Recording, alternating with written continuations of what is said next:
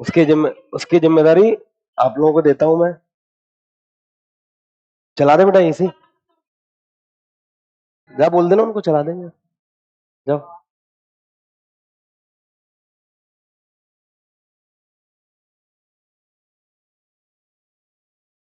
ये कैसे हो गया?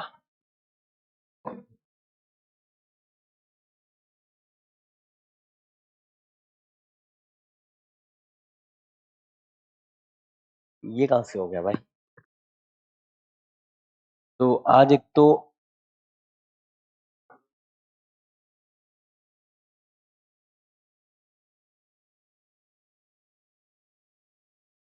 ठीक है, और इसके बाद फोटो इलेक्ट्रिक इफेक्ट। हाँ बेटा, यस। अभी तक हम लोग फोटोमेट्री पढ़ रहे थे, फोटोमेट्री। ये वाला क्वेश्चन हो गया? नहीं हुआ? ये किसने कहा? इमिशन अलग चीज है, रिफ्लेक्शन अलग चीज है। तो ये ब्लैक बॉडी है ना, तो ये इमिट, ये एब्जॉर्ब कर रही होगी, रिफ्लेक्ट नहीं कर रही होगी। तो इस वाले केस में फोर्स बताओ कितना आता है? ऐसे लगेगा फोर्स,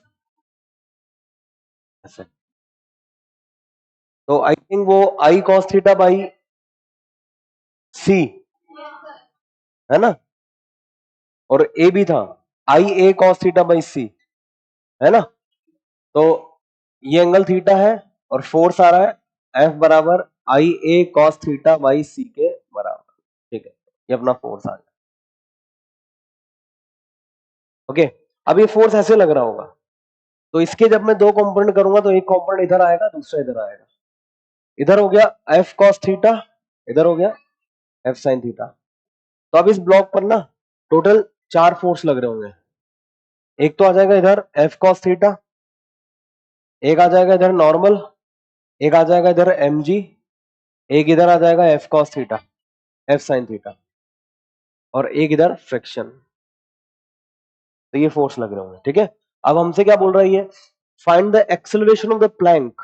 अगर आपको म्यू दिया हुआ है तो यहां पर ये मान लेंगे कि ये चल रहा है, तो म्यू इंटू एन फ्रिक्शन लग जाएगा। तो एक्सेलरेशन कितना हो जाएगा इसका? ये हो जाएगा net force minus mu N divided by mass. अब सिंस ये ब्लॉक वर्टिकल डायरेक्शन में तो नहीं चल रहा है, तो वर्टिकल वाले फोर्स एन बराबर M G plus F cos theta, बस एन की वैल्यू यहां पुट कर दो तो एक्सेलरेशन आ जाएगा। यस, क्या चीज? वो तो प्रेशर था ना, जब आप प्रेशर निकालोगे तो फिर एरिया का कंपोनेंट, फोर्स का कंपोनेंट लेना पड़ रहा था आपको। जब इधर लोगे ना आप, तो आपको ये वाला फोर्स निकालना पड़ रहा था, तो यहाँ पर कॉस स्क्वायर थीटा आ रहा था। ठीक है ना, क्लियर है कैसे हुआ ये? ठीक है, चलिए। तो एक ये वाला क्वेश्चन था, फिर एक क्वेश्चन ये वाला था, ये वाला, ये हो गया, हो गया 10 वॉट। इज इट पॉसिबल कि 10 वॉट का बल्ब लगा के तुम 10 mg का 20 ग्राम का ऑब्जेक्ट को हवा में लटका पाओगे? कभी करके देखना। 10 वॉट का बल्ब लगाना, ये पेन मान लेते 10 ग्राम का होगा, ठीक है, या 20 ग्राम मान लेते हैं, चलो। इसके नीचे 10 वॉट का बल्ब लगा के देखना कि हवा में रुक जाएगा क्या? नहीं रुकेगा ना। क्यों नहीं रुकेगा भाई, क्या बुराई है इसमें?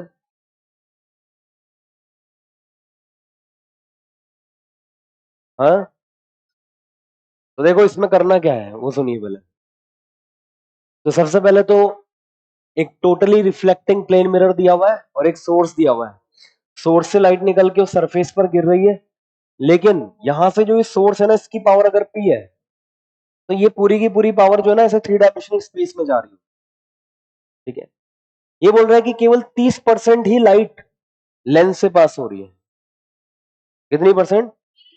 ओनली 30% ऑफ लाइट, केवल 30% लाइट ही है जो कि कहां से पास हो रही है? केवल 30% लाइट ही लेंस से पास हो रही है, ऐसा वो क्वेश्चन में। क्या हो गया बेटा? नहीं, मैं तुमको देख के क्यों हंसूंगा, तुम लोगों को तो डेली देखता हूं मैं। चलिए भाई, तो ये सोर्स है अपना, ठीक है। अभी बोल रहा है कि केवल इसका 30% ही है जो कि लेंस से पास हो रहा है। इसका मतलब पावर रिसीव्ड जो होगा ना, वो 30% हो जाएगा लेंस के पावर का। सही बात है। अब सोचिए, ये अपना मिरर है और यहां पर लाइट जा रही है ऐसे, इस तरीके से जा रही है ऐसे, और मिरर है तो रिफ्लेक्ट हो रहा होगा, परफेक्ट रिफ्लेक्शन। तो कल ही अपन ने परफेक्ट रिफ्लेक्शन का फोर्स निकाला है, कितना आ रहा था जब परपेंडिकुलर जा रहा था, तो 2 टाइम्स हो रहा था, 2I/c इंटू एरिया, है ना। तो जो फोर्स आएगा ना, वो आ जाएगा 2IA/c के बराबर। अभी फोर्स याद है निकाला कैसे था अपन ने? अच्छा, इसमें क्या पूछ रहा है ये कि सोर्स की पावर कितनी चाहिए, वो पूछ रहा है। अब इसका फॉर्मूला याद करो, निकाला कैसे था वो, डेरिवेशन। तो देखिए, फोर्स हमने कुछ ऐसे निकाला था, देखो भाई, momentum change of 1 photon, n photon का मोमेंटम, और फिर तो ये फोर्स आ जाएगा, यही था ना, राइट। अभी क्या बोल रहा है कि हमको ना इस मिरर को बैलेंस करना है। तो अगर मैं मिरर को बैलेंस करना चाहता हूं तो इसके ऊपर की तरफ जितना फोर्स है, नीचे भी उतना होना चाहिए। इसका मास दिया है 20 ग्राम, तो इसका वेट कितना होगा, mg के बराबर। तो इसका वेट ना इसको नीचे ले जाना चाहेगा, मैं चाहता हूं कि ये वहीं रुका रहे, तो ऊपर की तरफ फोर्स चाहिए, और वो फोर्स कहां से मिल रहा है, इस जगह से मिल रहा है। समझ गए बात को। So this force should be equal to mg। ये क्या बन गया यार, एन डॉट बन गया। एन डॉट क्या होता है, P/E होता है। अच्छा, P क्या होता है यहाँ पर, पावर। तो यहां पर हम ये फोर्स निकाल रहे हैं किस पर, उस मिरर पर। तो यहां पर कौन सी पावर यूज होगी, रिसीव्ड वाली पावर। इसलिए हो जाएगा 2h/λ इंटू में पावर रिसीव्ड का मतलब हो गया 30/100 into P divided by hc/λ is equal to m की वैल्यू होगी 20 ग्राम मिलीग्राम, इंटू में g की वैल्यू होगी 10। h/λ से h/λ खत्म, तो आपको यहां से P मिल जाएगा। ये P क्या था, ये वाला P, ये सोर्स की पावर थी, और उसका 30% उस लेंस से जाकर के मिरर पर गिर रहा था। तो 30% तो हो गया उसका रिसीव्ड पावर, और ये थी उसकी टोटल पावर ऑफ सोर्स। समझ गए बात को, ठीक है। ओके, तो इसको सॉल्व कर लेना, अब आ जाएगा आंसर। अप्रोच समझ में आ गई क्या करना है इसमें, ठीक है। कहां पे, कहां पे बेटा, बेटा वो तो थीटा तो तब होता है ना जब ऐसे एंगल पर गिर रहा हूं, यहां तो सीधा गिर रहा है ना। हाँ, तो ये एक फोटोन का मोमेंटम चेंज हुआ। नोट्स निकालो पहले, कल का लेक्चर देखो। एक मिनट बेटा, एक मिनट, समझ गए।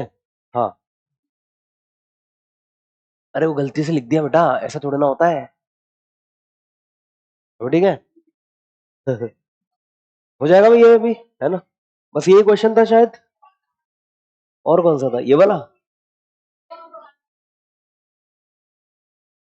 एक और था भाई, कहाँ है, दिखाओ मेरे को, ऐसे दिखा दो यार। नहीं लिखा है, लिखा है बेटा वो, हाँ ये दे दो मेरे को। यार ये क्वेश्चन तो क्या बताएं इसको, देखो, नंबर ऑफ फोटोन्स एमिटेड पूछ रहा है वो, किससे, 10 वॉट के सोडियम वेपर लैंप से, ताकि assume that 60% of the consumed energy is converted into light and wavelength of sodium light is 590 nanometer। तो देखिए भाई, number of photons per second पूछ रहा है, तो ये क्या होता है, P/E होता है, राइट। और ये सोडियम लैंप है 10 वॉट का, नंबर ऑफ फोटॉन्स निकालना है, ठीक है। अब देखिए, यहां पर ये जो पावर अपन लिखेंगे ना, P, ये कौन सी पावर है, सोर्स की पावर। सोर्स की कौन सी पावर, जो वो फोटॉन्स एमिट करने में काम आ रही है, राइट। अब क्वेश्चन में ऐसा बोल रहा है कि अगर उसकी पावर मान लीजिए 100 है, सपोज दैट, तो उसका केवल 30% कितना दिया हुआ है, 60% ही लाइट को एमिट कर रहा है, बाकी कहां जा रहा है, वो लॉस्ट हो रहा होगा, हीट की फॉर्म में लॉस्ट हो रहा होगा या किसी और दूसरी फॉर्म में लॉस्ट हो रहा होगा, राइट। तो यहां पर हमें वो वाली पावर लिखनी है जो कि वाकई में फोटोन को एमिट करने में काम आ रही है, और फोटोन को एमिट करने में जो पावर काम आ रही है वो 60% है किसकी, 10 वॉट की, 10 वॉट दिया हुआ आपको। तो ये वाली पावर अपन यहां पर लिख देंगे, तो एन डॉट निकल के आ जाएगा। समझ गए बात को, ठीक है। एच सी बाय लेमडा लिखना है बस, ठीक है। लेमडा दिया हुआ आपको 590 नैनोमीटर है, समझ गए क्या करना है इसमें, है ना। तो यहां पर सीखने वाली बात यही थी कि ये जो पावर है ना वो सोर्स की पावर तो होती है नो डाउट, बट सोर्स की वो पावर जो फोटोन्स एमिट करने में काम आ रही है, जो हमें आउटपुट निकाल के दे रही है, तो वो वाली पावर हमको सोर्स की यहां पर यूज करनी है। डिफरेंस समझ में आ गया ना क्या है, ठीक है। फिर और कौन सा क्वेश्चन था बेटा, इसके ऊपर है नीचे, यही था।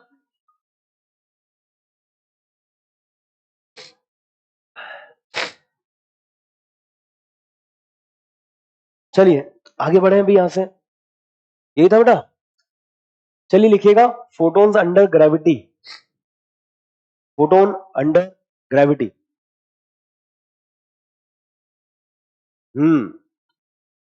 देखिए एक फोटोन है, मान लो h हाइट पर है अर्थ के सरफेस से,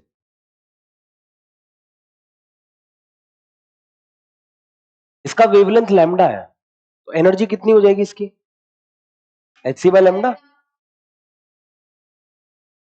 है। उस एच सी बाय लैम्डा के अलावा इसके पास एक और एनर्जी आएगी, mgh के बराबर, सही बात है। तो यहां पर टोटल एनर्जी कितनी हो गई, mgh प्लस, और जब यहां पहुंचेगा तो केवल एच सी बाई लेमडा बचेगी इसके पास। तो एनर्जी कंजर्वेशन से मैं कह सकता हूं कि फोटोन की वहां वाली एनर्जी बराबर फोटोन की यहां वाली एनर्जी। अब वहां वाली एनर्जी कितनी थी, H C by lambda plus mgh, और यहां बराबर हो जाएगी H C by lambda dash. तो एनर्जी बदल गई ना, तो वेवलेंथ भी बदल जाएगी, इसलिए फोटोन जब यहां से आएगा तो वेवलेंथ उसकी चेंज हो जाएगी। अब सवाल ये उठता है कि वेवलेंथ चेंज कितनी होगी, तो इसके लिए कुछ नहीं करना, आपको m को रिप्लेस करना है। अब फोटोन का m कैसे निकालोगे, तो E बराबर होता है mc स्क्वायर, और ये हर ऑब्जेक्ट के लिए वैलिड है, तो यहां से C से C कटेगा, तो m ऑफ फोटोन कितना लिख सकते हैं हम लोग, h बाई लेमडा इंटू, ये रख दो यहां पर, तो ये हो जाएगा H C by lambda plus G H into में h बाई लेमडा सी बराबर H C by lambda dash. तो यहां से आपको रिलेशन मिल जाएगा किस किस के बीच में, लेमडा और लेमडा डैश के बीच में। समझ गए क्या करना है, सी से सी भी काट देते हैं, यहां पर सी स्क्वायर बना दो, ठीक है। चलो लिख लो इसको फटाफट, समझ गए ना आगे क्या करना है ना।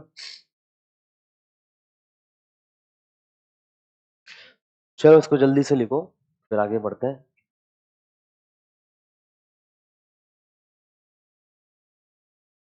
हाँ लैम्डा डैश की वैल्यू अगर पूछ ले तो निकाल सकते हैं, जोड़ा।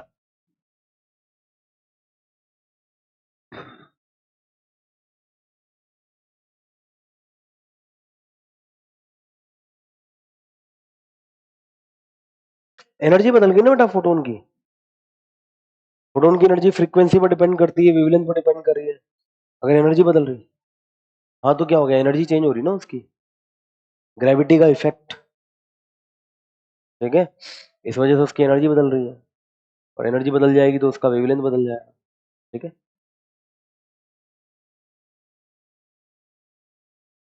चलो भाई हो गया है। इसके बाद एक लास्ट टॉपिक है इस चैप्टर का, मतलब फोटोमेट्री, ठीक है ना।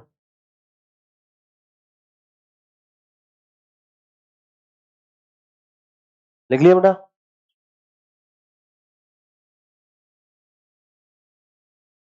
फोटोमेट्री, ठीक है, ये खत्म हो जाएगा पूरा।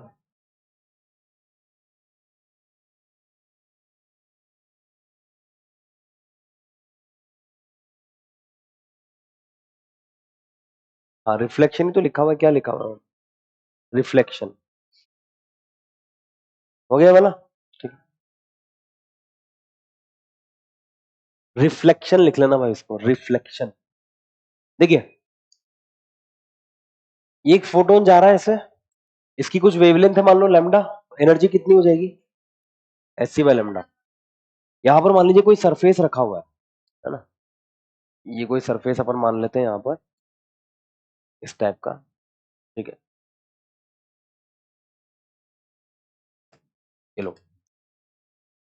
तो जब ये फोटोन इस सरफेस से टकराएगा तो इस पर कुछ फोर्स लगाएगा, और इस फोर्स की वजह से सरफेस मूव करने लगेगा, राइट?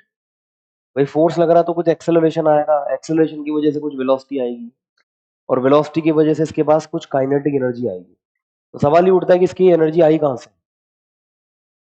तो इसके पास जो काइनेटिक एनर्जी आई, तो सिंस टोटल एनर्जी कंजर्व रहेगी, इसलिए इसके पास जो काइनेटिक एनर्जी आई वो डेफिनेटली फोटोन ने प्रोवाइड कराई होगी, राइट?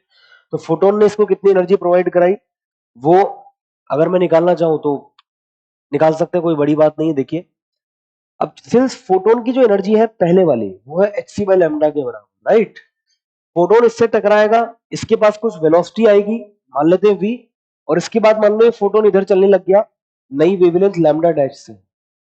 अब ये वेवलेंथ क्यों बदल गई? Think about it, energy change हो जाएगी, राइट? क्योंकि इसने अपनी थोड़ी बहुत एनर्जी किसको दे दी? इसको दे दी, सरफेस को। इस वजह से इसकी एनर्जी बदल जाएगी तो वेवलेंथ भी बदल जाएगी, राइट? तो एनर्जी कंजर्वेशन से मैं क्या लिख सकता हूं, पहले वाली energy H C by lambda थी, और बाद वाली टोटल एनर्जी आफ्टर कोलिजन वो half M V square plus, यहां से हमारे पास लैम्डा डैश की वैल्यू आ जाएगी। तो कितना बन जाएगा ये, 1/लैम्डा डैश बराबर 1/लैम्डा plus M V square by 2 HC। तो ये लैम्डा डैश की वैल्यू आ जाएगी। समझ गए कैसे निकालना है? ओके भाई, है क्या नहीं समझा बेटा? मतलब इसमें क्या नहीं समझा ये तो बताओ। ये वाला शुरुआत मतलब किस चीज की शुरुआत? ये फोटोन जा रहा है energy H C by lambda लेकर के अपने साथ, ये लो, इतनी एनर्जी का फोटोन जा रहा है, इसे टकरा रहा है, और टकराने के बाद वापस रिफ्लेक्ट हो रहा है इतनी एनर्जी के साथ।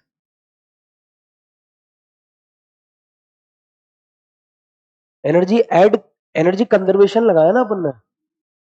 यस, इनिशियल एनर्जी बराबर फाइनल टोटल एनर्जी। तो इनिशियली केवल फोटोन के पास एनर्जी थी एच सी बाय लैम्डा, और टकराने के बाद सिंस ये भी मूव करने लग गया तो इसके पास भी कुछ काइनेटिक एनर्जी आ जाएगी। Simple mechanics, mechanical energy conservation लगाया अपन ने, पहले वाली एनर्जी बराबर टकराने की बाद वाली एनर्जी, ठीक है? पहले वाली एनर्जी थी एच सी बाय लैम्डा, और टकराने के बाद में ये ब्लॉक भी जा रहा है इधर v से, और ये फोटोन मान लीजिए इधर चल रहा है।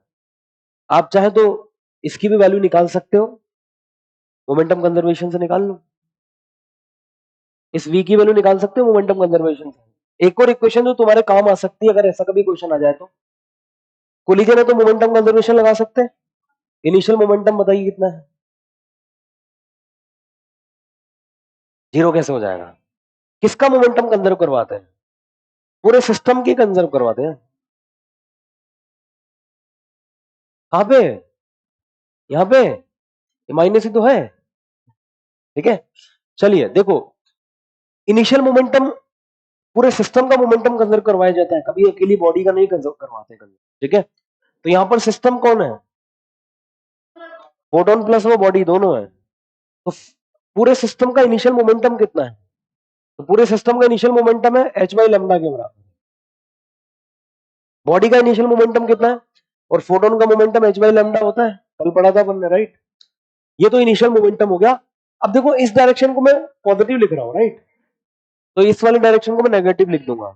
टकराने के बाद का मोमेंटम बताओ, एम वी माइनस, तो यहां से तुम्हारे पास एक और इक्वेशन आ जाएगी जो कि रिलेट करेगी किसको? v को in terms of lambda dash. तो अगर मान लो कभी तुमसे ऐसा क्वेश्चन पूछ लिया जाए जिसमें तुमसे लैम्डा डैश की वैल्यू पूछ ले, तो इन दोनों इक्वेशन की तुम्हें जरूरत पड़ सकती है, ठीक है। एक तो एनर्जी कंजर्वेशन और एक मोमेंटम कंजर्वेशन, ठीक है।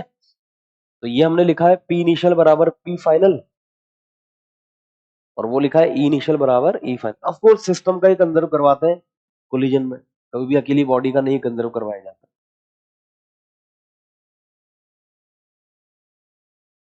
चलिए हो गया ये, ओके। अब इसके बाद लिखिएगा ड्यूल नेचर ऑफ मैटर, उसमें 2-3 लाइन का चैप्टर है वो। हाँ 2-3 लाइन का चैप्टर है वो। हाँ मतलब दी ब्रोगली वेवलेंथ भी लिख सकते हो तुम लोग चाहो तो। देखो अपने हिसाब से वो टॉपिक है, लेकिन एक्चुअली मेरे हिसाब से वो अलग से चैप्टर है, ठीक है। वो तुम्हारे प्लानर में ऐसे डाला हुआ है, ठीक है। लिख लो दी ब्रोगली वेवलेंथ, ऐसा लिख लो। हाँ वही, dual nature of matter, the Broglie wavelength, कुछ भी लिख लो यार। तो देखिए भाई,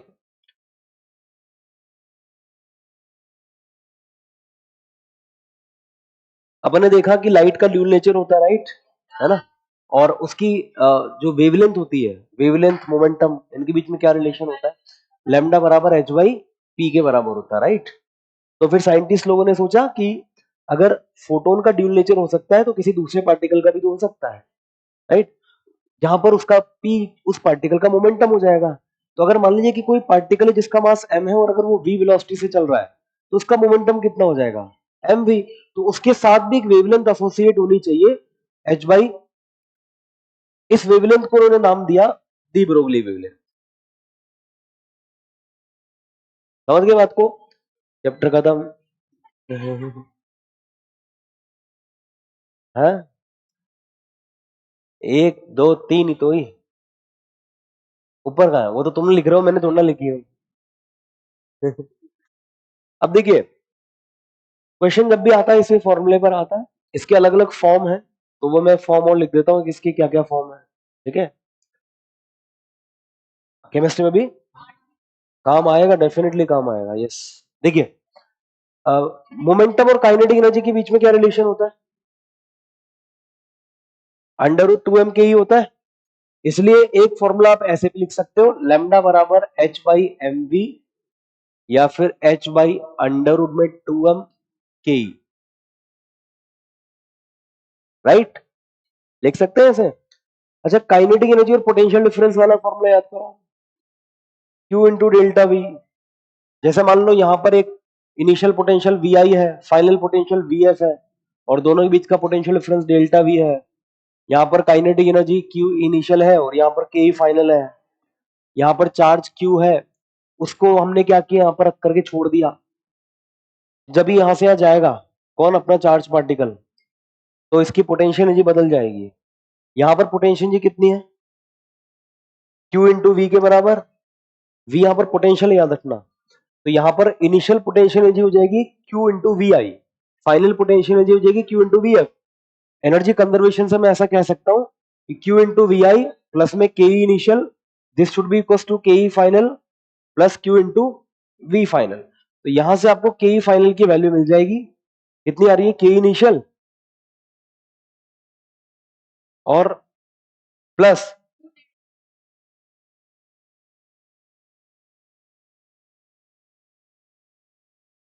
सही बात है, Q इंटू वी इनिशियल, यहाँ पर टोटल एनर्जी और वहां की टोटल एनर्जी, सही लिखा ना अपन ने सब कुछ, ठीक है।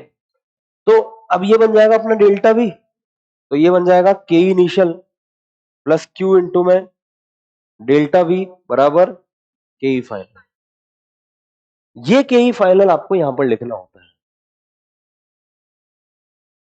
ठीक है। तो अगर आपको क्वेश्चन में के इनिशियल दिया हुआ है, डेल्टा वी दिया हुआ है, जिनके बीच में उस चार्ज पार्टिकल को हम एक्सेलरेट करवा रहे हैं, तो आपको यहां पर फाइनल काइनेटिक एनर्जी लिखनी होती है। लेकिन उसका एक स्पेशल केस बन जाएगा, अगर मान लीजिए के इनिशियल 0 हो जाए, तो फिर के फाइनल क्यू डेल्टा वी के बराबर हो जाएगा, ठीक है। तो उस केस में फॉर्मूला क्या रह जाएगा, 2m क्यू डेल्टा वी, जहां पर डेल्टा वी क्या है, पोटेंशियल डिफरेंस है, ठीक है। तो तुमने हो सकता है शायद वो 2m क्यू वी वाला पढ़ रखा होगा, under root H by under root 2m Q V. तो v जो होता है ना वहां पर पोटेंशियल नहीं होता है, वो पोटेंशियल डिफरेंस होता है, ठीक है ना। तो ये बन है, तो ये बन जाएगा h बाई अंडर रूट में q डेल्टा v के बराबर। हाँ बेटा, माइनस डेल्टा वी होना चाहिए ना सर। अरे काइनेटिक एनर्जी जो भी होगी ना पॉजिटिव ही आएगी, तो मैं उसको इस तरीके से लिखूंगा ना ताकि पॉजिटिव आंसर आए, ठीक है ठीक है।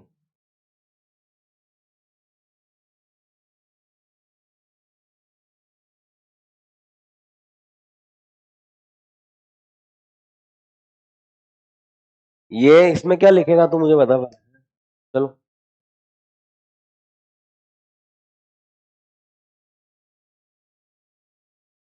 चलो भाई, जैसा कि आप लोग जानते हैं, आप लोगों ने लिख लिया है ये, आगे बढ़ सकते हैं अभी यहाँ से। अच्छा वो केटीजी वगैरह याद है आपको, केटीजी? उसमें एक गैस मॉलिक्यूल की काइनेटिक एनर्जी कितनी होती है? 3/2 केटी। एक मॉलिक्यूल की, आप जो बोल रहे हैं ना एक मोल की होती है, तो एक मॉलिक्यूल की होती है 3/2 केटी के बराबर, राइट। तो आप चाहे तो के की वैल्यू 3/2 केटी भी रख सकते हैं, तो फिर एक्सप्रेशन क्या बन जाएगा? 2 से 2 कट गया तो 3m केटी बन जाएगा। सही बात है। तो गैस मॉलिक्यूल के लिए ये इक्वेशन बन जाएगी under h by under root में 3m केटी के बराबर, ठीक है।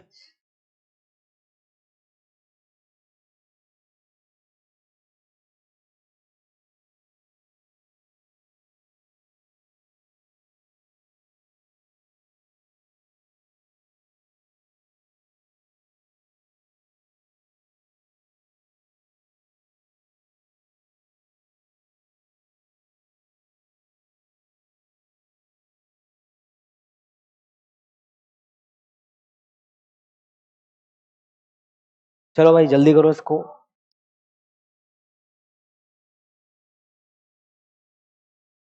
बोल 1.38 इंटू 10⁻⁻23, मतलब r by N A 8.314 upon 6.023 into 10⁻23, है ना। इसको सॉल्व करोगे तो के आ जाएगा। अब के क्या है यहाँ पे, यहाँ तो दिख ही नहीं रहा के कहीं। वो उस लड़के से पूछ रहा हूँ, के कहाँ है बेटा इसमें? Very good. देखो भाई, यहाँ पर लैम्डा बराबर आप लिख सकते हो h बाई अंडर रूट में 3m केटी। ये किसी भी गैस मॉलिक्यूल के लिए हो जाएगा।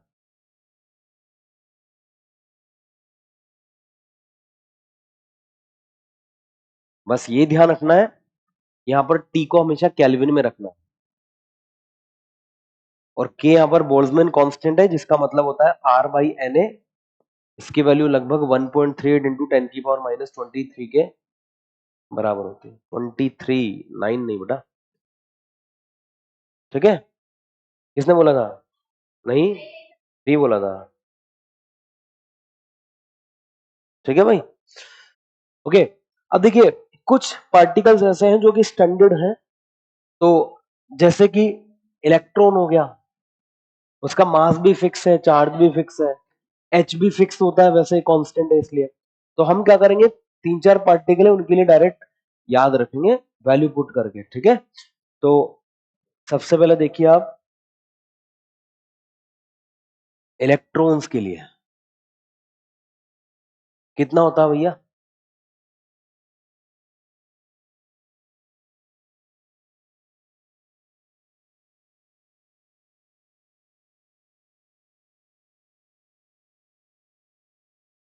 फॉर इलेक्ट्रॉन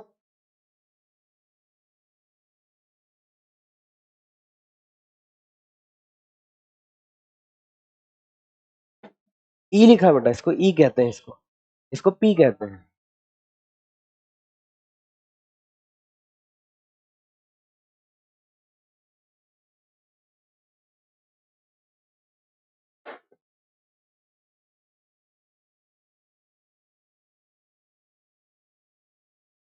ऑफ कोर्स ये पोटेंशियल डिफरेंस है, मैंने यहाँ पर V लिखा है लेकिन एक्चुअली में क्या है वो डेल्टा V है।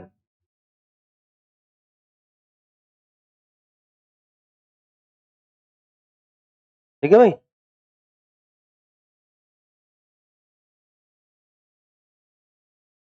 चलो भाई देखो, अब देखिए ये वाला जो फॉर्मूला है ना, ये वाला फॉर्मूला, इसको लगाने के लिए ना तुम्हारे पास चार्ज होना चाहिए। ये उन्हीं पार्टिकल्स के लिए लगेगा जिन पर क्यू होगा, चार्ज होगा। न्यूट्रॉन के पास नहीं होता है ना, सो न्यूट्रॉन के लिए नहीं लगेगा, लगेगा ही नहीं, इनफाइनाइट कहां से हो जाएगा। ठीक है, ठीक है। ये ड्यूट्रॉन, ड्यूट्रॉन याद करो, 1s2 हीलियम का न्यूक्लियस, ठीक है, 2He4 का न्यूक्लियस। तो ये इलेक्ट्रॉन के लिए, प्रोटॉन के लिए है, ये अल्फा पार्टिकल के लिए, ड्यूट्रॉन के लिए। ठीक है?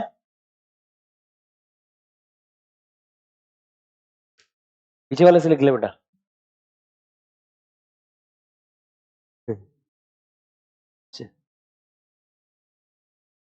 हो गया भाई?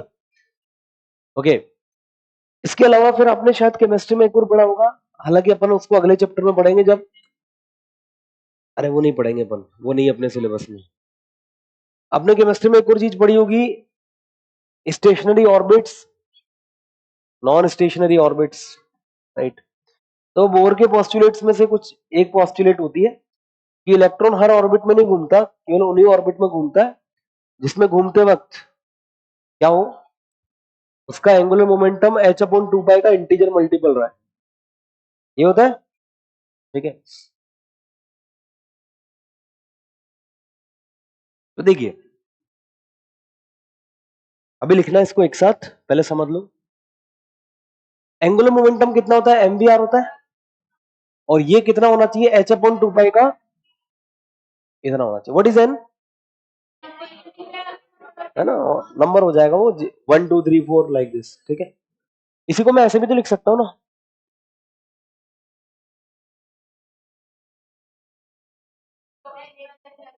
लिख सकता हूँ। तो इसको फिर अपन ऐसे भी लिख सकते हैं 2πr बराबर, right. What is 2πr, 2πr circumference. इसका मतलब ये हुआ कि जिस किसी भी ऑर्बिट में घूमेगा ना, उसकी सरकमफेरेंस लैम्डा का इंटीजर मल्टीपल होना चाहिए, राइट। जैसे मान लो n बराबर 1 रखा, तो सरकमफेरेंस की वैल्यू लैम्डा के बराबर होनी चाहिए। अच्छा, एक लैम्डा का मतलब कितनी वेव्स, एक वेव पूरी। ठीक है, अगर n बराबर 2 हो जाए मतलब सेकेंड ऑर्बिट, तो 2 लैम्डा हो जाएगा। मतलब सेकेंड ऑर्बिट में जब इलेक्ट्रॉन घूमेगा तो उसके साथ 2 पूरी वेव बनेगी, राइट। ऐसे थर्ड ऑर्बिट में घूमेगा, 3 पूरी वेव्स बनेंगी, 4 ऑर्बिट में घूमेगा तो 4 वेव्स बनेंगी, राइट। तो एक पहले ना क्वेश्चन भी आ चुका है इसके ऊपर। ठीक है,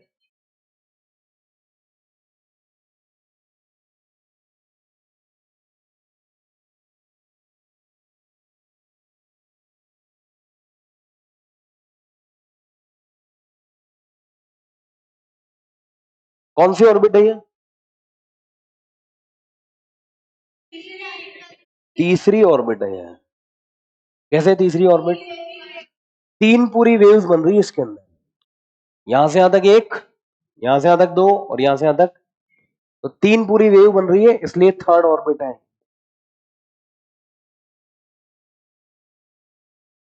ठीक है, अगर फोर्थ ऑर्बिट में घूमेगा तो ऐसे 4 पूरी वेव्स बनेगी। ठीक है, तो बेसिकली इलेक्ट्रॉन जब चलता है या कोई भी पार्टिकल जब चलता है तो उसके साथ एक वेव एसोसिएट होती है, उस वेव को कहा जाता है मैटर वेव्स। और ये जो आप देख रहे हैं यहाँ पर लैम्डा, जो भी अपन निकाल रहे हैं यहाँ पर ये वाली, ये लैम्डा जो है ना बेसिकली उसी मैटर वेव की वेवलेंथ होती है। तो अगर मैं भी चल रहा हूं तो मेरे साथ भी एक वेव एसोसिएट होती है, मतलब मेरा भी वहां पर वेव की तरह बिहेवियर होता है, और उस वेव को कहा जाता है मैटर वेव्स। और ये जो वेवलेंथ है उसी मैटर वेव्स की वेवलेंथ है। ठीक है, तो चाहे इलेक्ट्रॉन हो या कोई भी हो, ये पहले थ्योरेटिकली प्रपोज किया गया है, इन्होंने, दी ब्रोगली ने, बाद में एक्सपेरिमेंटली वेरीफाई किया। किसने? Davisson and Germer experiment. ठीक है, तो उन्होंने एक्सपेरिमेंटली इस चीज को वेरीफाई किया, यस इलेक्ट्रॉन जब चलता है तो उसके साथ एक वेव एसोसिएट होती है और वो वेव इसके बराबर आएगी, उसकी वेवलेंथ। समझ गए? ठीक है, चलिए, तो एक तो ये ऑर्बिट हो गई। ठीक है, दूसरी ऑर्बिट देखो। तो दूसरी ऑर्बिट मान लेता हूं ये वाली है।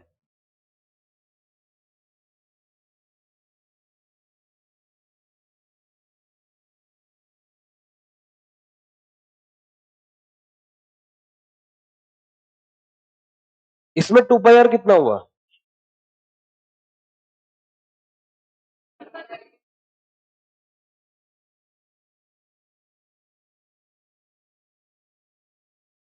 राइट, तो बोर के अकॉर्डिंग इलेक्ट्रॉन इस तरह की ऑर्बिट में कभी घूम ही नहीं सकता।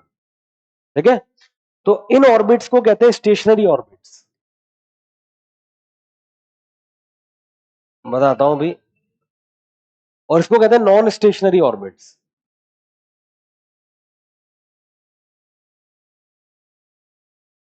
हाँ पूछिए, क्यों नहीं हो सकता? ये शायद अपने को बोर्ड से पूछना चाहिए। उन्होंने अपने मॉडल में, याद करिए, एक्सप्लेन करने से पहले 3 पॉइंट्स लिखे हैं, जिनको उन्होंने बड़ी चालाकी से नाम दे दिया पोस्टुलेट्स।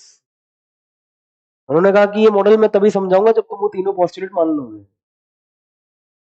रदरफोर्ड का जो मॉडल था उसका फेलियर का मेन कारण क्या था?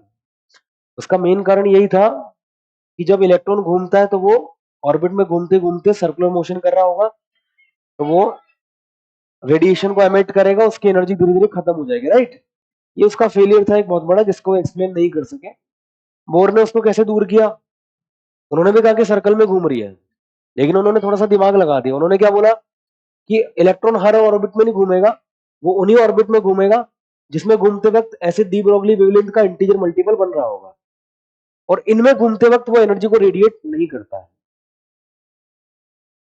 ठीक है, और इसी को उन्होंने अपना थर्ड पोस्टुलेट का नाम दिया हुआ था कि वो केवल उन्हीं ऑर्बिट में घूमेगा जिसमें घूमते वक्त उसका एंगुलर मोमेंटम h/2π का इंटीजर मल्टीपल होगा, और जब उसको सिंप्लीफाई करते हैं तो हमें ये रिजल्ट मिलता है। इसका मतलब वो उन्हीं ऑर्बिट में घूमेगा जिसका सरकमफेरेंस लैम्डा के इंटीजर मल्टीपल में डिवाइड हो रहा होगा। और इन ऑर्बिट्स को उन्होंने नाम दिया स्टेशनरी ऑर्बिट्स, बिकॉज जब इलेक्ट्रॉन इन ऑर्बिट्स में घूमता है तो अकॉर्डिंग टू बोर वो सर्कुलर मोशन तो कर रहा है, बट वो कोई एनर्जी को रेडिएट नहीं कर रहा। ठीक है, इसलिए इनको स्टेशनरी ऑर्बिट कहा जाता है, जिन ऑर्बिट में ये बात सही होती है।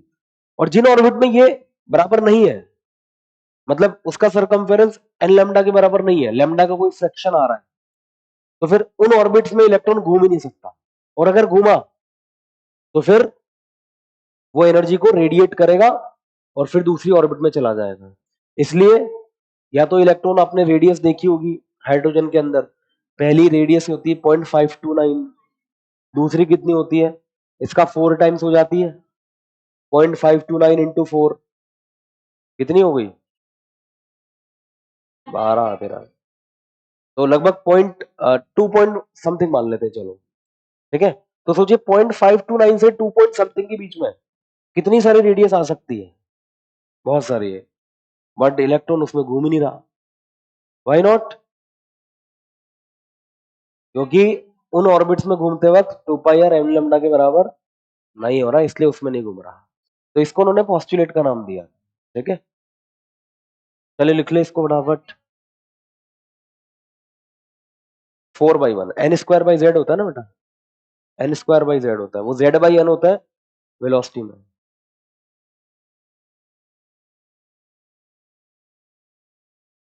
हेडिंग लिख लो, stationary and non stationary orbits.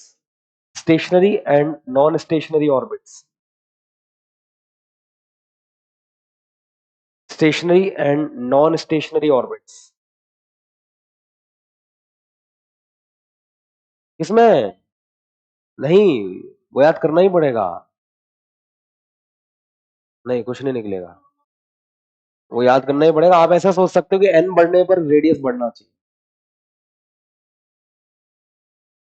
और एक और था ना वेलोसिटी वाला, तो सिंस रेडियस बढ़ रही है वहां पर, तो वेलोसिटी घटेगी वहां पर एन के बढ़ने के साथ साथ, एम वी आर वी बराबर जेड बाई एन। तो एक का याद रख लोगे तो बाकी का तुम अपने आप बना सकते हो एग्जाम में बैठ करके, ठीक है। मुझे तो खैर अब इतने टाइम हो गया तो याद होने लगा है धीरे धीरे। पॉइंट एक का होता है एन स्क्वायर बाई जेड, एक का होता है जेड बाई एन, और एक का होता है Z square by N square energy का। बाकी के तो फिर अपन अपने आप बना सकते हैं अगर एनर्जी का जेड बाई एन। हो गया बेटा?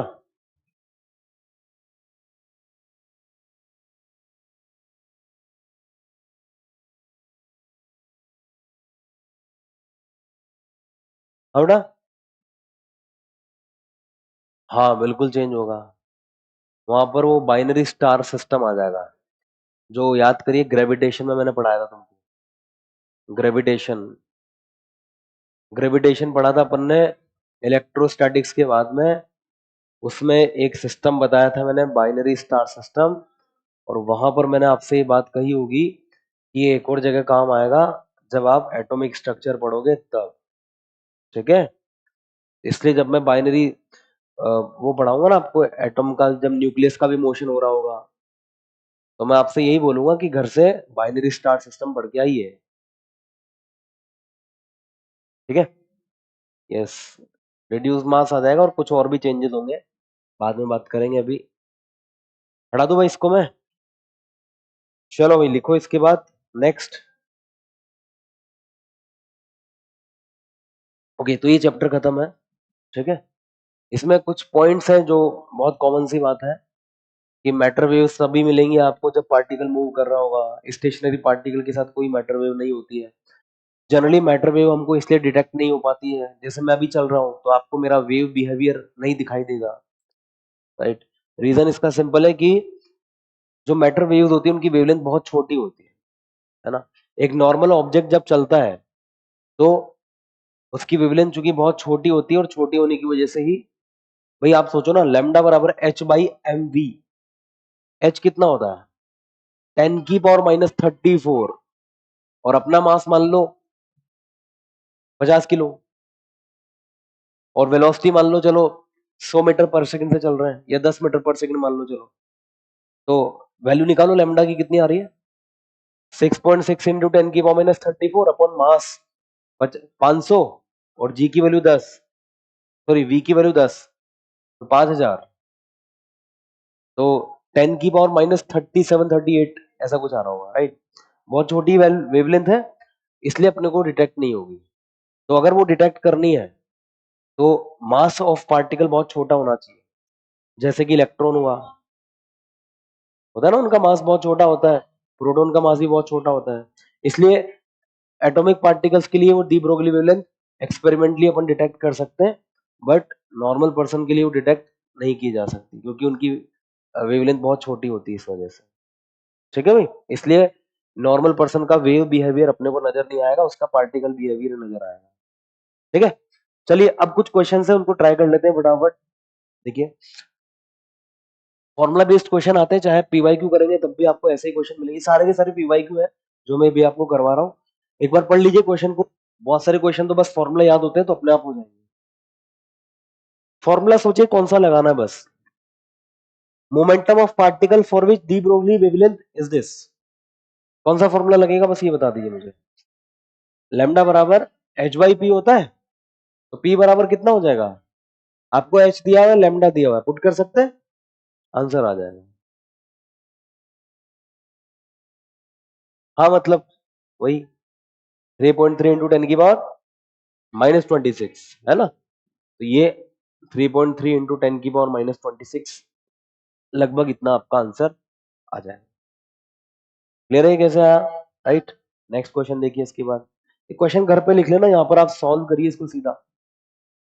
इसको देखिए, एक फोटोन का मोमेंटम बताइए जिसकी फ्रीक्वेंसी 10⁹ हर्ट्ज है। तो फ्रीक्वेंसी दी है और मोमेंटम पूछा हुआ है। क्या करें इसमें?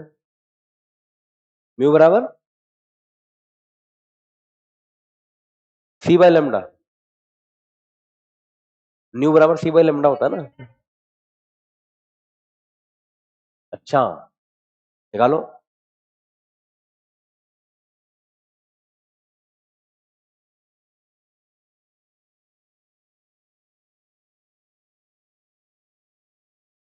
हो गया बेटा? अरे कुछ ये याद है कि नहीं, कल ही तो बताया था भैया।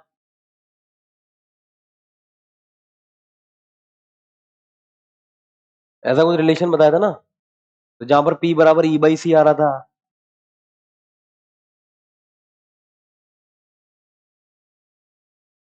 C is equals to,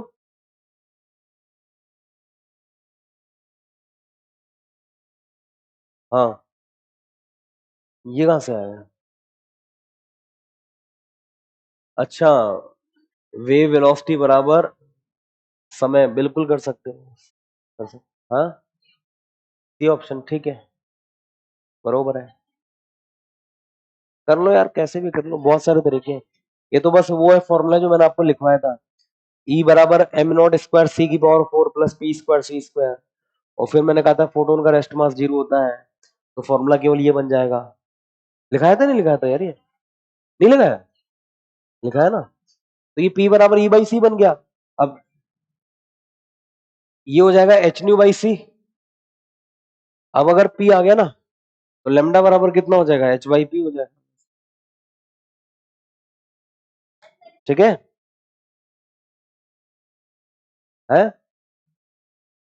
momentum. अच्छा, मोमेंटम निकालना है क्या?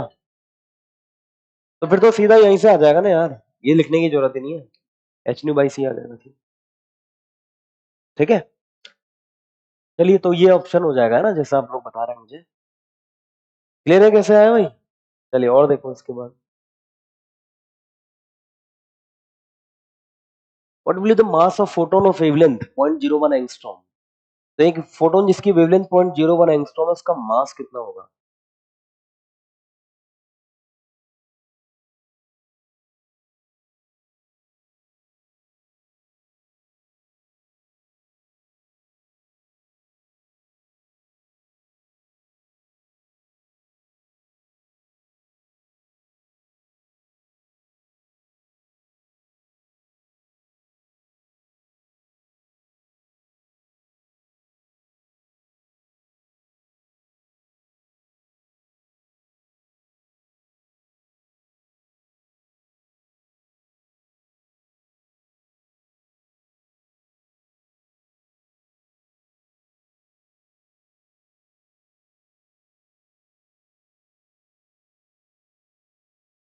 भाई ई बराबर एम सी स्क्वायर होता है, तो एम बराबर क्या हो जाएगा, ई बाई सी स्क्वायर हो जाएगा। अब ई ऑफ फोटोन कितना हो जाएगा, H nu by C square, और न्यू को अपन क्या लिख सकते हैं, सी बाई लेमडा। तो ये हो जाएगा एच बाई लेमडा सी, इसका मास आ जाएगा। सही बात है। एच की वैल्यू अपन जानते ही है, 6.6 इंटू 10 की पावर माइनस 34। लेमडा कितना दिया हुआ है, 10 की पावर माइनस 12 दिया हुआ है। और सी की वैल्यू कितनी है, 3 इंटू 10 की पावर 8 है। तो 3 से 2.2 टाइम्स कट जाएगा, और माइनस 12 और 8 माइनस 4 ऊपर जाइए तो माइनस 30।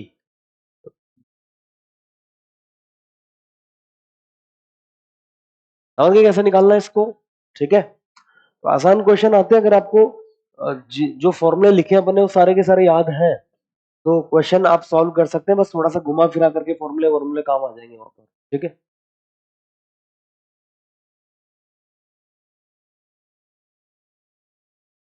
ओके, हो गया बेटा? ये कौन सा, ये वाला? ये ई बराबर एम सी स्क्वायर, मतलब ये एम नोट स्क्वायर सी की पावर 4 प्लस, है ना, उसको जब सम करोगे ना तो ये आता है। मैंने आपको ये वाला लिखाया था, राइट, है ना। ये बेसिकली एम स्क्वायर सी की पावर 4 के बराबर होता है।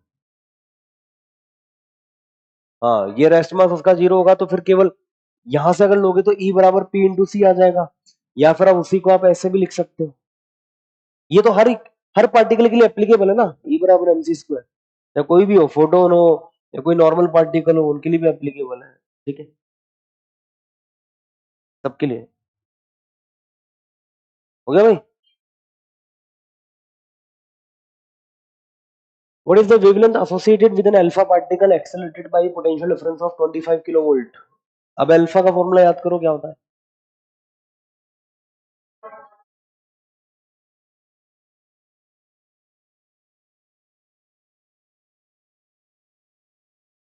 क्या आ जाएगा?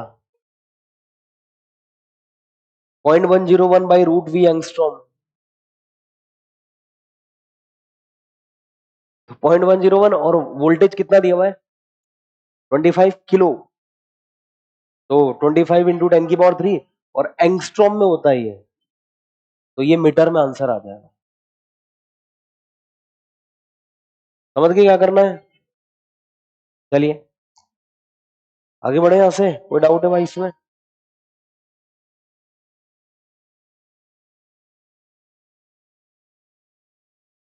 एक पार्टिकल है जिसका मास कैपिटल एम है और ये रेस्ट पर है और ये दो मास में डीके हो जाता है, m1 और m2 with non zero velocities. तो इनकी दी ब्रोगली वेवलेंथ का रेशियो बताना है, क्या हो जाएगा? ये मैकेनिक्स प्लस फोटोमेट्रिक या फिर ड्यूल नेचर दोनों का क्वेश्चन बन गया।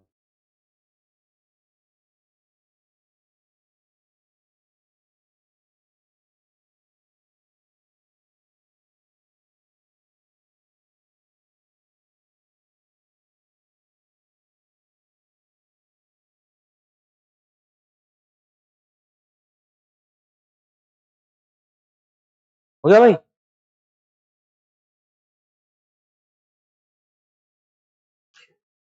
कैसे आया? कहाँ है वेलोसिटी सेम? तो फिर हाँ, बी m2/m1। वो मुझे नहीं पता, मेरे को नहीं आता, आप लोग सोचो है।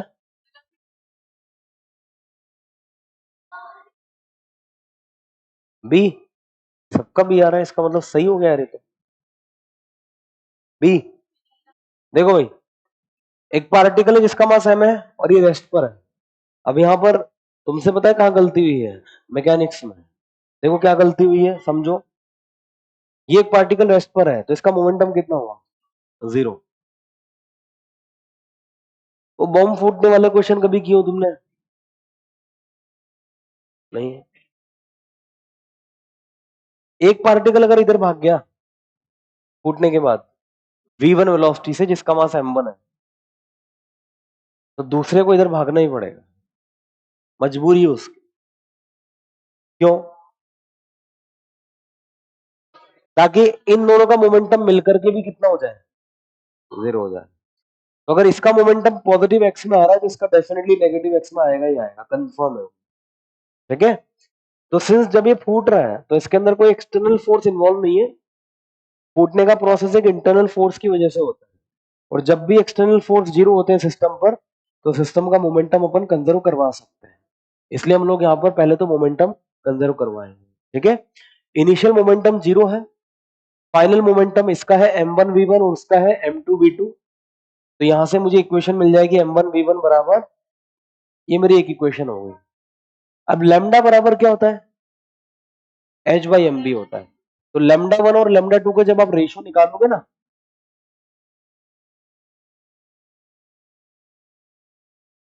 तो c हो जाएगा। समझ गए बात को?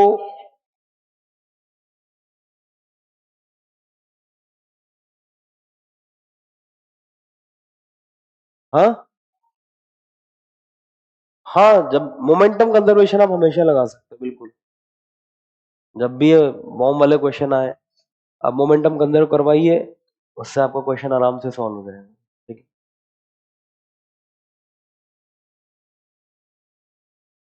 हो गया भाई? ठीक है, चलिए तो एक क्वेश्चन और देख लीजिए, फिर घर पे ट्राई करना बाकी के क्वेश्चंस।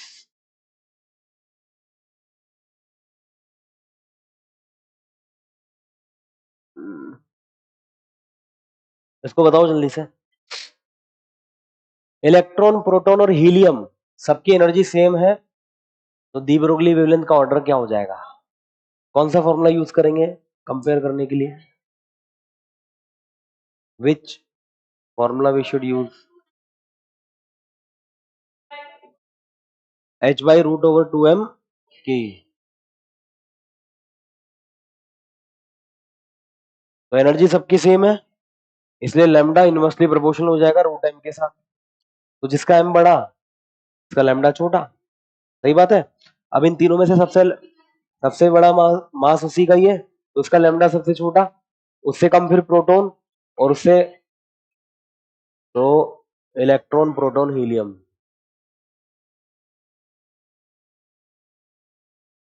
समझ गए क्या करना है इसमें, ठीक है। और देखिए एक और क्वेश्चन, हटा देता हूँ फिर इसको, हाँ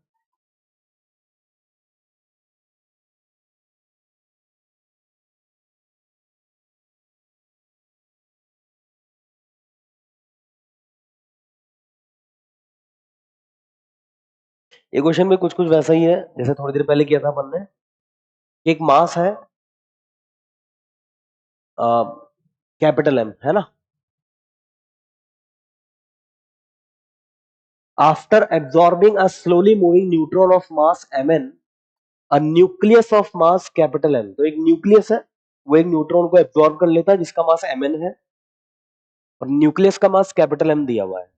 एब्जॉर्ब करने के बाद ये दो पार्ट में ब्रेक हो जाता है, एक का मास m1 है और दूसरे का मास 5m1 है, और 6m1 की वैल्यू दी हुई है कैपिटल M प्लस mn के बराबर। अगर de Broglie wavelength of mass m1 lambda है, तो दूसरे मास की डी ब्रोगली वेवलेंथ क्या हो जाएगी, ट्राई कर सकते हो, जल्दी से बताओ।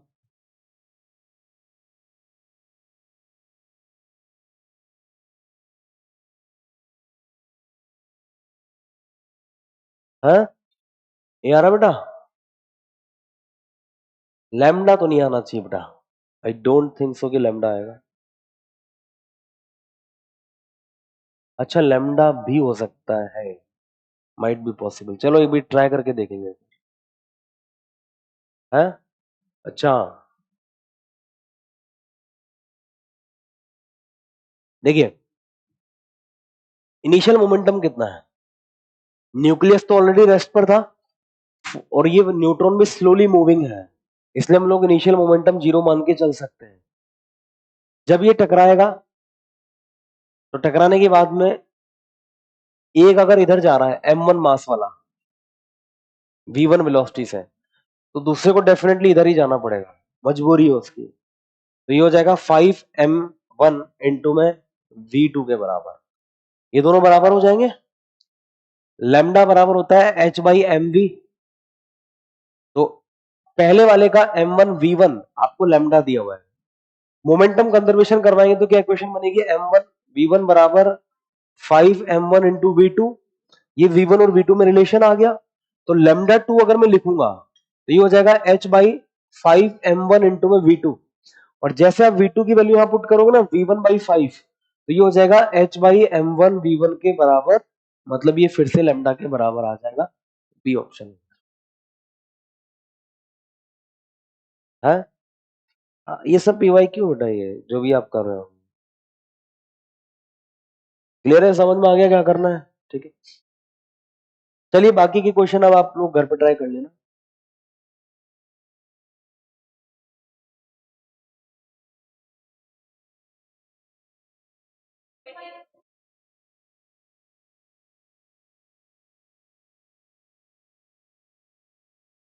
अब इसमें देखना सी फ्रेम काम आएगा तुमको, सी फ्रेम कहां पे, सेंटर ऑफ मास में, अगर तुमने पढ़ा हो तो वो काम आएगा यहाँ पर, सी फ्रेम मतलब सेंटर ऑफ मास फ्रेम। इस वाले क्वेश्चन में मैग्नेटिक इफेक्ट ऑफ करंट काम आएगा, ठीक है। हाँ तभी तो मजा आएगा क्वेश्चन का, वरना एक टॉपिक का क्वेश्चन क्या हो गया तो पढ़ोगे तो सब बनेगा, उसमें क्या है, ध्यान से पढ़ो, ठीक है। चलिए नेक्स्ट लिखिएगा हेडिंग, फोटो इलेक्ट्रिक इफेक्ट। हाँ चैप्टर ही समझ लो यार, फोटो इलेक्ट्रिक इफेक्ट है। अच्छा चलो अभी, हाँ बेटा, हाँ, फोटो इलेक्ट्रिक इफेक्ट अब शुरू होगा भाई। हेडिंग डालिए फोटो इलेक्ट्रिक इफेक्ट।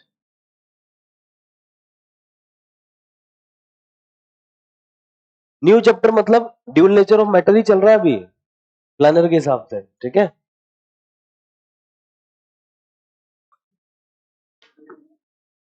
चलो भैया, तो इमिशन ऑफ इलेक्ट्रॉन्स, देखिए जब भी किसी कोई भी मेटेलिक सरफेस हुआ या कोई भी मेटेलिक कंडक्टर हुआ तो उसके अंदर फ्री इलेक्ट्रॉन्स प्रेजेंट होते हैं, राइट।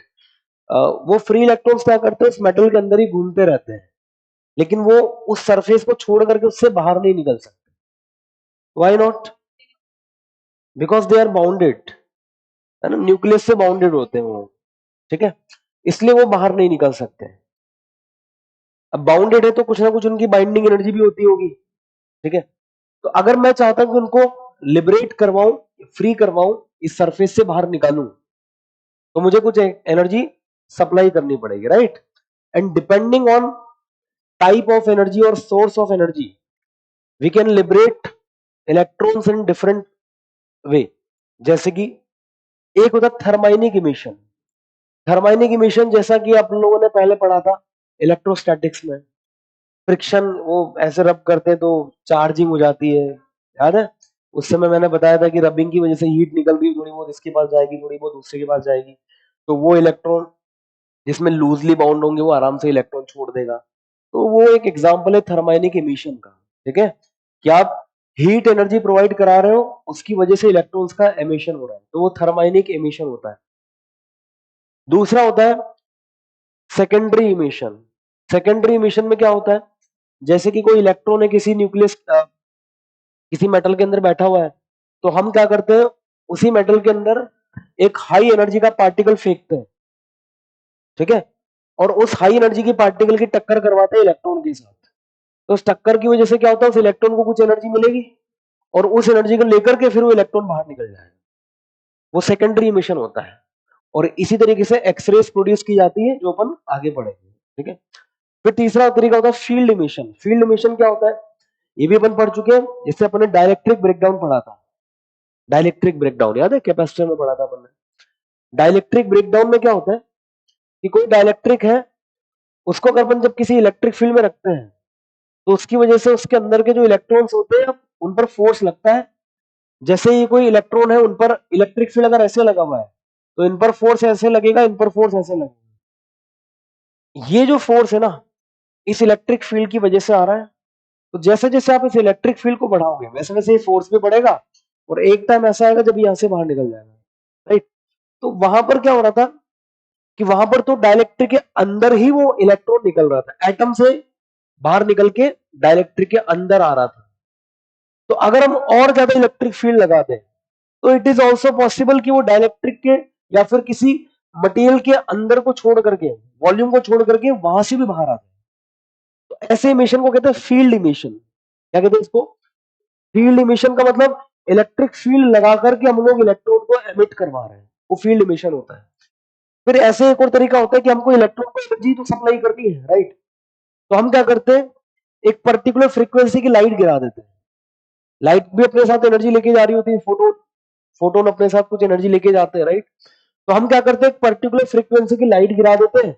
उस लाइट को जब वो इलेक्ट्रॉन एब्जॉर्ब करेगा, तो वो कुछ एनर्जी मिलेगी उसको, और अगर वो एनर्जी इतनी सफिशिएंट हुई कि वो उसको बाहर उसकी बाइंडिंग एनर्जी से ज्यादा हो जाए, तो वो इलेक्ट्रॉन उस सरफेस से बाहर निकल जाएगा।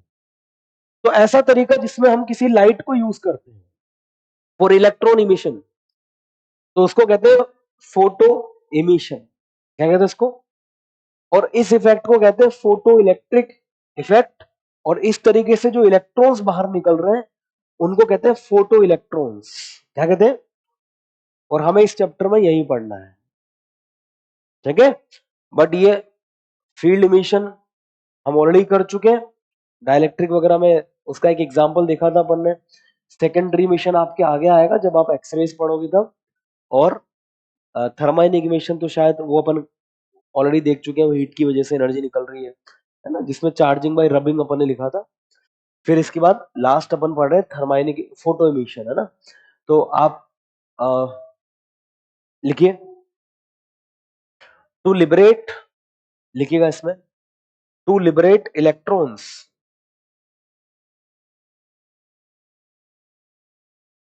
To liberate electrons from a metallic surface, to liberate electrons from, क्या लिखा अपन ने, नहीं ऐसे लिखो, to liberate electrons which are just below, which are just below, नहीं पूरी नहीं काटनी बेटा, to liberate electrons which are just below, which are just below the surface of, which are just below the surface of a metal,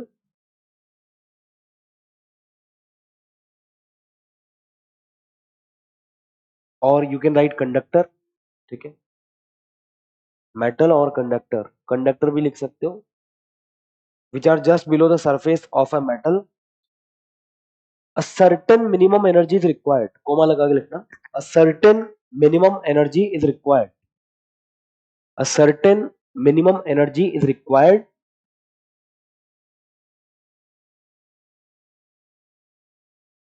which is known as, which is known as work function, ठीक है, which is known as work function, इसको हम लोग phi से denote करेंगे, ठीक है, which is known as work function लिखा, इसको हम लोग फाई से डिनोट करेंगे। तो work function is nothing, it's a minimum energy required to liberate an electron, ठीक है, उस मिनिमम एनर्जी का नाम है वर्क फंक्शन, ठीक है। ओके, अब ये जो वर्क फंक्शन है ये किन के लिए अपन ने डिफाइन किया है, वो इलेक्ट्रॉन जो कि मेटेलिक सरफेस की जस्ट नीचे है, ठीक है, उनके लिए नहीं जो बहुत अंदर है, उनके लिए नहीं, जो कि मेटेलिक सरफेस के जस्ट नीचे, जैसे छत है, ये मेटेलिक सरफेस मान लो, तो इसके जस्ट नीचे जो इलेक्ट्रॉन्स होंगे ना उनको बाहर निकालने के लिए जो मिनिमम एनर्जी चाहिए, that is known as work function. अंदर वाले को जो निकालने के लिए एनर्जी चाहिए वो वर्क फंक्शन नहीं है, ठीक है। अब ये जो वर्क फंक्शन है हम डिफरेंट तरीके से इसको सप्लाई कर सकते हैं, राइट। तो नेक्स्ट लाइन से लिखना, based on source of energy supplied, based on source of energy supplied, based on source of energy supplied, electrons emission can be divided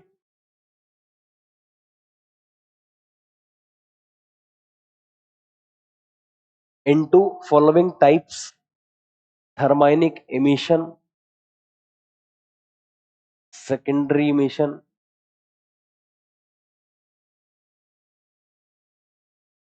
फिर होगा field emission,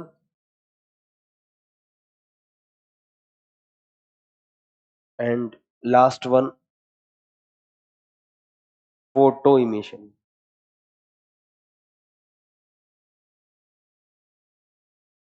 ठीक है।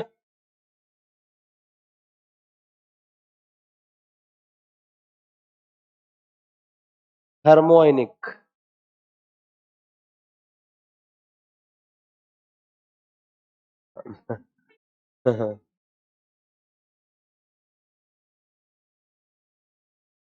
ठीक है,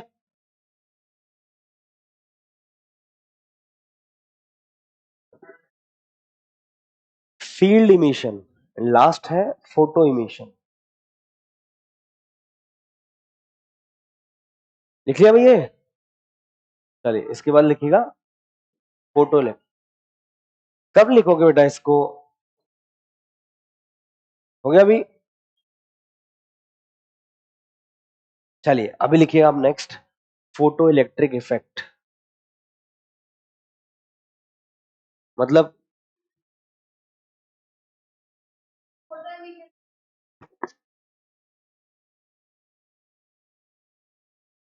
लिखिए फोटो इलेक्ट्रिक इफेक्ट,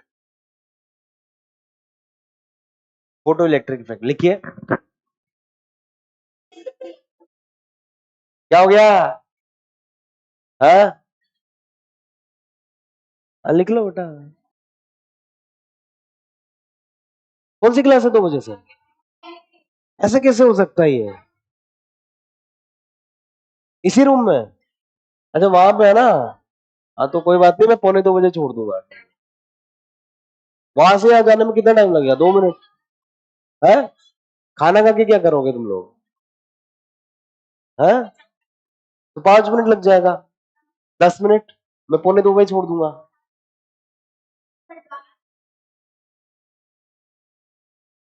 एक दिन खाना अगर नहीं खाओगे ना तो देश का कोई नुकसान नहीं हो जाएगा, ठीक है? बल्कि तुम्हारी बॉडी को फायदा होगा थोड़ा, ठीक है? चलो लिखो इसको। नहीं आएंगे, वो मना कर रही थी वो। चलिए लिखिए फोटो इलेक्ट्रिक इफेक्ट, लिखो बेटा इसमें। whenever light of a certain minimum frequency, whenever light of a certain minimum frequency, whenever light of a certain minimum frequency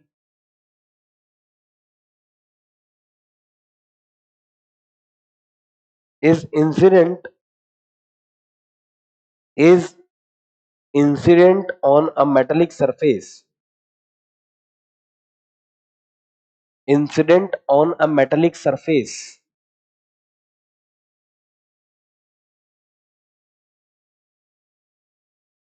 comma, electrons are emitted,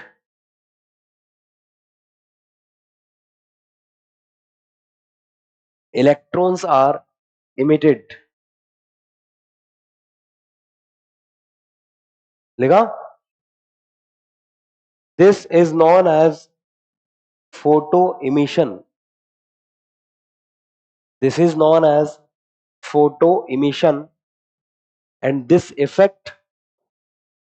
and this effect is known as photoelectric effect.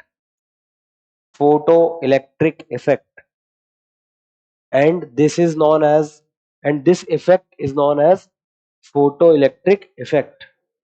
क्या हो गया?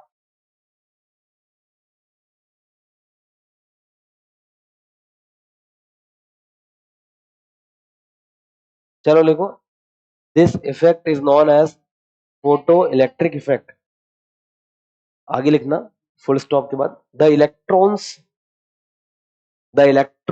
so ejected the electrons so ejected are known as photoelectrons. Photoelectrons, the electrons are so ejected known as photoelectrons, तो उन्हें अपन क्या कहते हैं? Photo electrons कहते हैं, ठीक है? चलिए तो ये हो गया फोटो इलेक्ट्रिक इफेक्ट। फिर लिखो इसके बाद condition for photo electric effect. नहीं नहीं बेटा, कल नहीं, कल नहीं। हाँ लिखो चलो। हाँ लिखो condition for photo electric effect.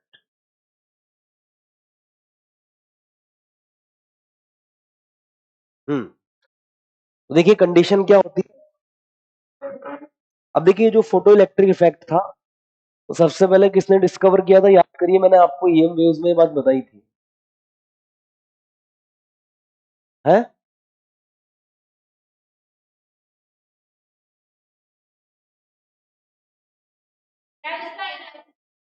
उसका नाम जे से कहां से हो गया?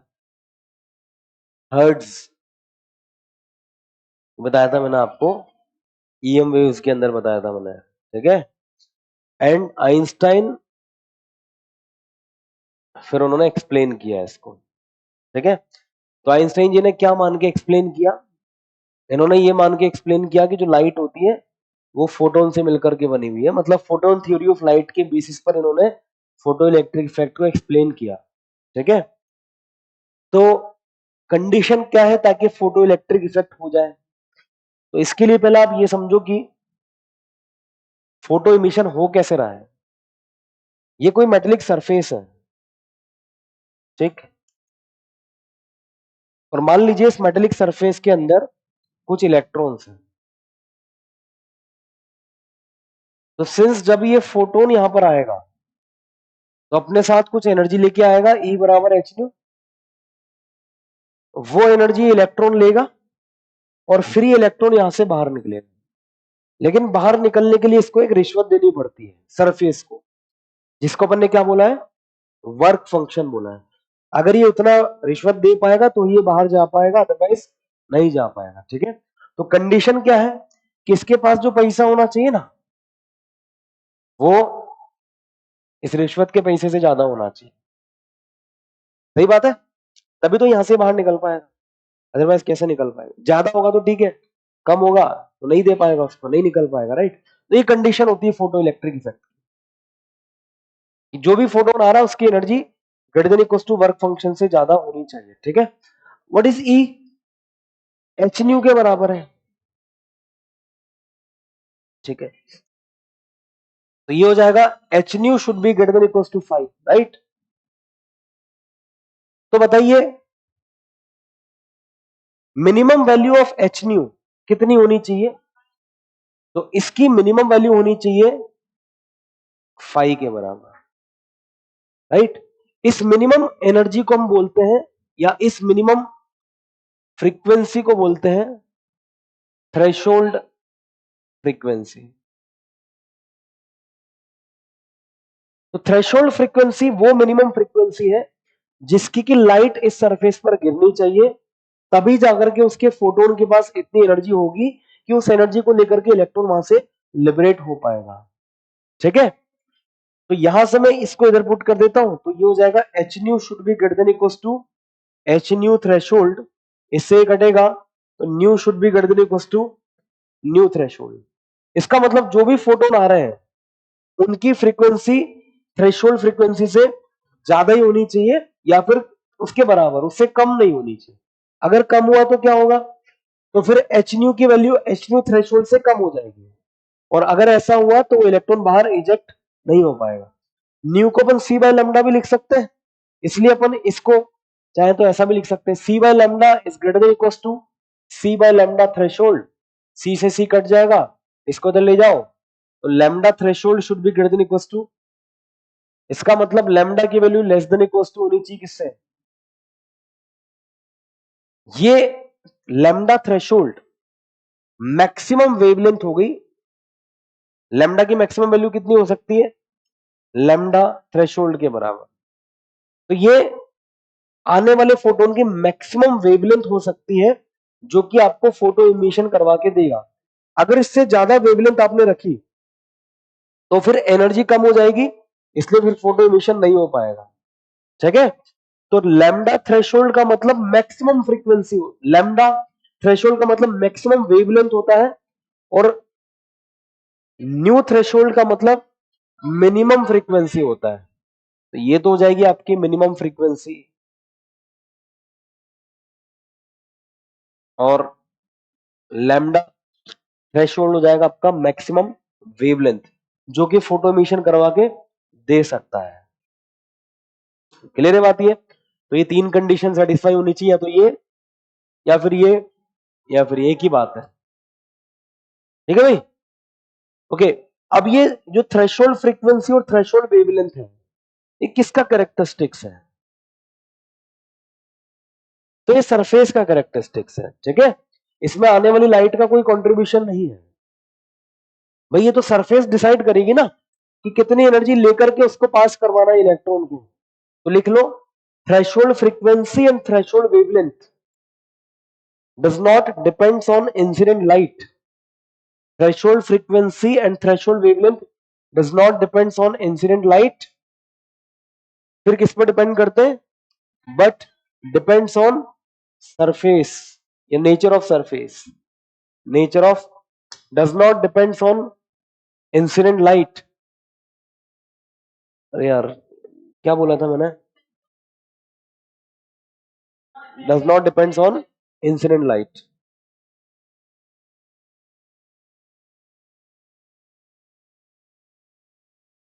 But depends on nature of surface. ठीक है, ठीक है भाई। चलिए, तो कल ये फोटो इलेक्ट्रिक इफेक्ट अपन खत्म करेंगे, हो जाएगा ये कल तक खत्म।